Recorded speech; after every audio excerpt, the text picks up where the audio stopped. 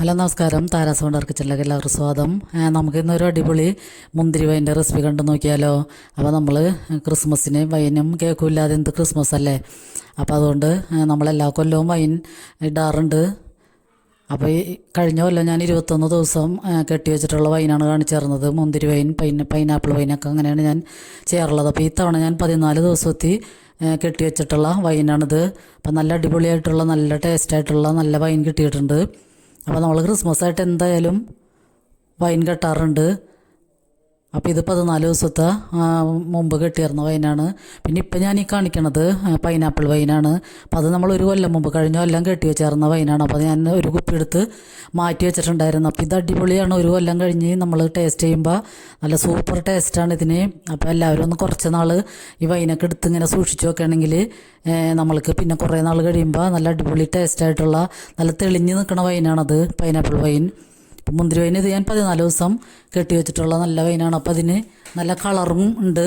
അപ്പോൾ ആ കളറ് കൂട്ടാനുള്ളൊരു വിദ്യ ഞാൻ ഈ റെസിപ്പിയിൽ കാണിക്കുന്നുണ്ട്.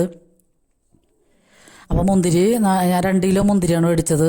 അപ്പോൾ അത് കഴുകിയെടുക്കേണ്ട ഇതൊക്കെ എല്ലാവർക്കും അറിയാം. ചെറു ചൂടുവെള്ളത്തിൽ ഞാനൊരു 20 മിനിറ്റ് നേരം ഉപ്പിട്ടിട്ട് ഇട്ട് വെച്ചിട്ടുണ്ടായിരുന്നു. അതിന് ശേഷം ചെറു ചൂടുവെള്ളത്തിൽ തന്നെ 3-4 പ്രാവശ്യം കഴുകിയെടുത്ത് നല്ലോണം വെള്ളം വാലാൻ വേണ്ടി നമ്മൾ അരിപ്പക്കൊട്ടയിലിട്ടൊക്കെ വെള്ളം കളഞ്ഞതാണ്. അതിന് ശേഷം നമ്മൾക്ക് ഈ പഞ്ചസാര ഒന്ന് കാരമലൈസ് ചെയ്യണം. കുറച്ച് പഞ്ചസാര എടുത്തിട്ട്. അപ്പോൾ ഇതാണ് ഞാൻ വൈന് നിറം കൂട്ടാനുള്ളൊരു വിദ്യയായിട്ട് പറഞ്ഞത്.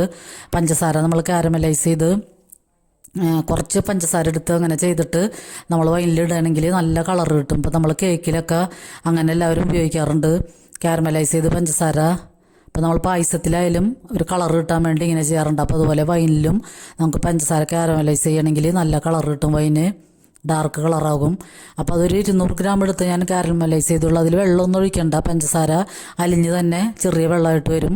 പിന്നെ നമ്മൾ ഈ കഴുകി വെച്ചിരിക്കുന്ന മുന്തിരി എടുത്തൊന്നും മിക്സിയിലിട്ടൊന്ന് ക്രഷ് ചെയ്താൽ മതി, ഒന്നടിച്ചാൽ മതിയാവും. കൂടുതൽ അടിഞ്ഞു പോകരുത്. അതിൻ്റെ തൊലിയൊക്കെ ഒന്ന് വേർപെടാൻ മാത്രം ഒന്ന് ക്രഷ് ചെയ്തിട്ട് നമുക്ക് ഈ പഞ്ചസാര കാരമലൈസ് ചെയ്തതിലേക്ക് ചേർത്ത് കൊടുക്കാം. വെള്ളമൊന്നും ഇതിലേക്ക് ചേർക്കരുത്. എല്ലാം ഉണങ്ങിയ വെയിലത്ത് വെച്ച് ഉണക്കിയ പാത്രങ്ങളും മിക്സിയൊക്കെ ഇരിക്കണം, സ്പൂണും എല്ലാം അങ്ങനെ ഇരിക്കണം. അപ്പോൾ ഞാനിത് 1.25 കിലോ പഞ്ചസാരയാണ് 2 കിലോ മുന്തിരിക്ക് എടുത്തേക്കണത്. വേണമെങ്കിൽ 2 കിലോ പഞ്ചസാര എടുക്കാം. അപ്പോൾ കൂടുതൽ മധുരം ഉണ്ടാകുന്ന വിചാരിച്ചിട്ട് ഞാൻ 1.25 കിലോ എടുത്തേക്കണം. അപ്പോൾ ഇതിൽ നിന്ന് 200 ഗ്രാം എടുത്താണ് കാരമലൈസ് ചെയ്തത്. ബാക്കിയുള്ള പഞ്ചസാര നമുക്കിതിലേക്ക് ചേർത്ത് കൊടുക്കാം. അപ്പോൾ ഈ കാരമലൈസ് ചെയ്തിട്ട് തീ നമ്മൾ ഫ്ലെയിം ഓഫ് ചെയ്തിട്ടില്ല. അപ്പം മുന്തിരിയുമൊക്കെ അതിലേക്ക് ഇട്ടിട്ട് പഞ്ചസാരയും അതിലിട്ടൊന്ന് നമുക്ക് ആവിയേറ്റി തിളപ്പിച്ചെടുക്കണം. ഭയങ്കരമായിട്ട് തിളയ്ക്കേണ്ട ആവശ്യമില്ല, ഒന്ന് തിളച്ചാൽ മതിയാവും. അപ്പോൾ പച്ചവെള്ളത്തിൻ്റെ ഒരു അംശമൊക്കെ ഉണ്ടെങ്കിൽ അങ്ങനെ തിളയ്ക്കനോടുകൂടി പോവുകയും ചെയ്യും. പിന്നെ ഇതിൽ നമ്മൾ കൂടുതൽ സ്പൈസസ് ഒന്നും ചേർക്കണ്ട.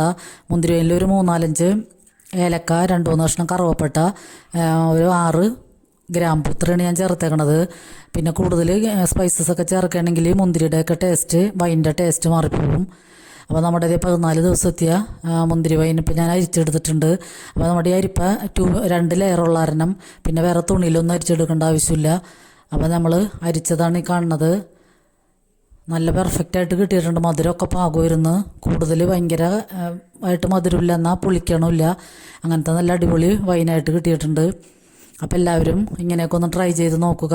അപ്പോൾ 3 ദിവസമോ 2 ദിവസമൊക്കെ എത്തിയ വൈനാകുമ്പോൾ അത് നമുക്ക് മുന്തിരി ജ്യൂസ് എന്നൊക്കെ പറയാൻ പറ്റുള്ളൂ.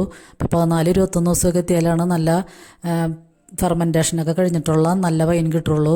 അപ്പോൾ എല്ലാവരും ഈ വീഡിയോ കണ്ട് ഇഷ്ടമായെന്ന് കരുതുന്നു. അപ്പോൾ എല്ലാവർക്കും ഒരുപാട് നന്ദി.